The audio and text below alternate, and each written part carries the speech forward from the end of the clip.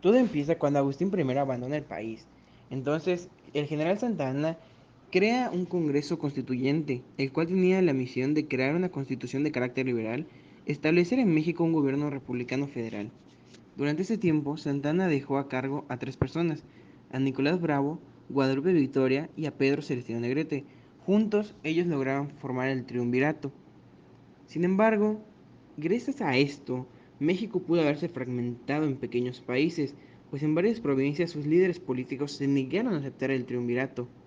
De hecho, Centroamérica y Chiapas se separaron, aunque bueno, finalmente Chiapas regresó a México en 1824. La única manera de que México pudiera seguir siendo un país unificado sería que se adoptara un sistema federalista. Esto trajo consigo nuevas diferencias políticas en el país, federalismo versus centralismo.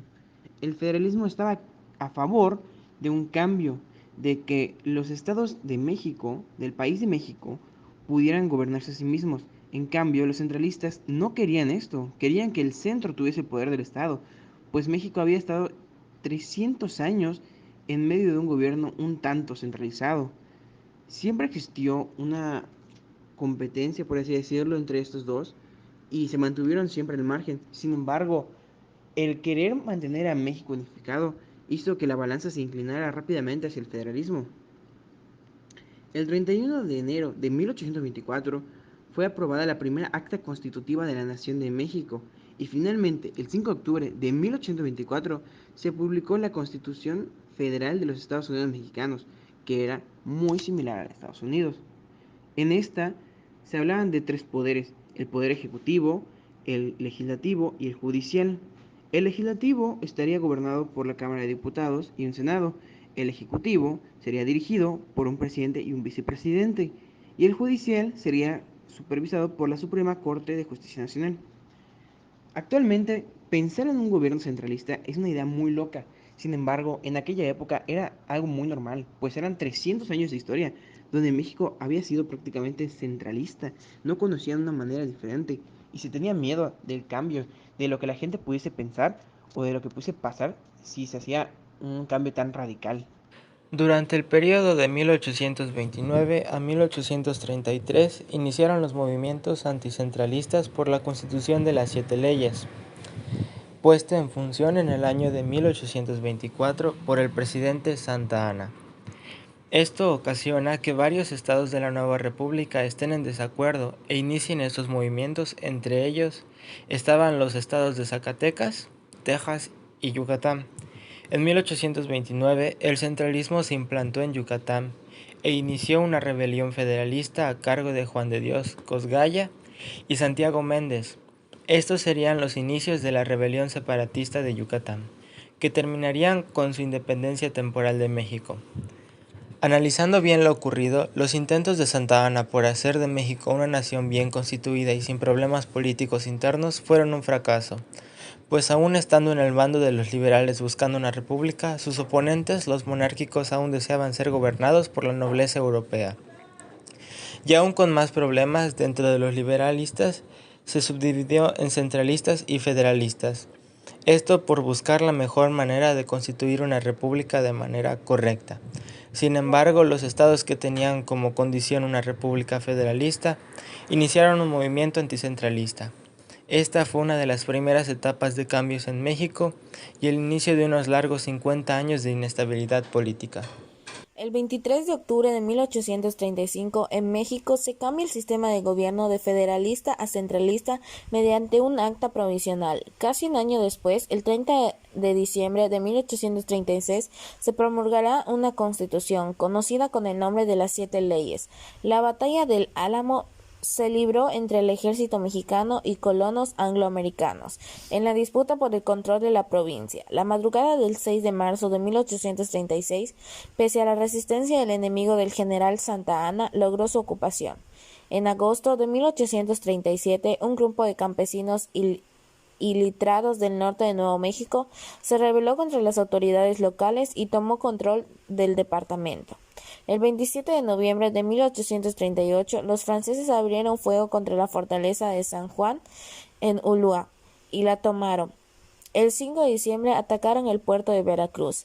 Esta primera invasión francesa es conocida como la Guerra de los Pasteles. En ausencia de tratado comercial entre los países, Francia pidió a México una indemnización enorme de 600,000 pesos por las pérdidas humanas y materiales de sus ciudadanos y comerciantes durante la Revolución de Independencia y los convulsos años posteriores. Del 16 de abril de 1838 al 9 de marzo de 1839 tuvo lugar el primer conflicto bélico entre Francia y México, que mantuvo los puertos mercantes mexicanos bajo bloqueo de los buques de guerra franceses por más de 8 meses para presionar al gobierno mexicano a ceder a sus demandas hasta la declaración de guerra. Opino que esta guerra fue un poco innecesaria, siendo que le dieron mucha importancia a un pequeño problema, pero no estoy defendiendo la actitud de México ni la de Francia. Solo me pareció innecesario tanto conflicto. En 1841, en octubre, se declaró un país independiente, Yucatán, y se separó de México debido a que este estado estaba en desacuerdo con el tipo de gobierno de México y por eso llegó a la conclusión de que quería separarse de dicho país. Yo opino que esto está bien y mal. Cada parte pues tenía una perspectiva diferente a la otra. Aunque con este acto México le cerró el comercio a Yucatán, impidiendo que barcos llegaran a los puertos de Yucatán. Y también prohibió que barcos yucatecos lleguen al puerto mexicano, a los puertos mexicanos.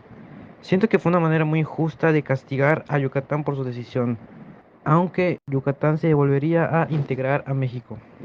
En conclusión, todo esto fue bien curioso y pues respeto decisiones.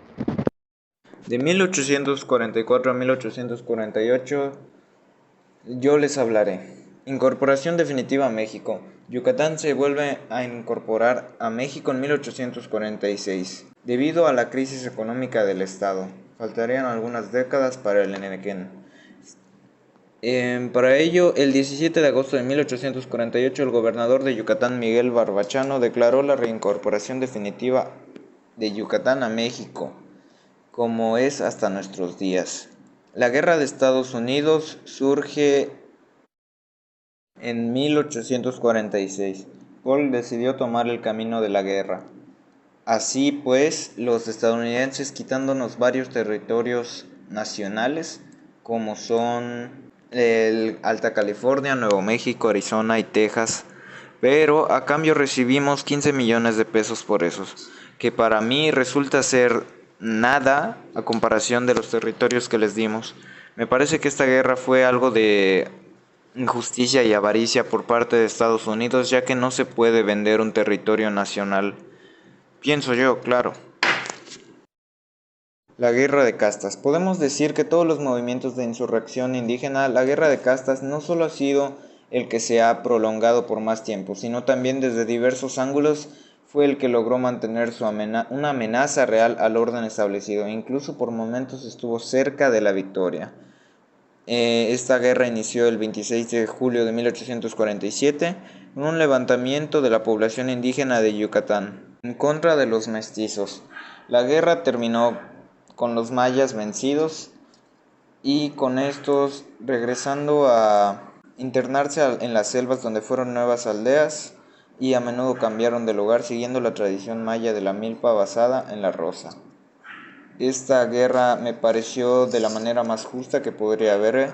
Los mayas pelearon por su territorio y por sus culturas y no querían que el mestizaje de la población sea mayor a la población maya.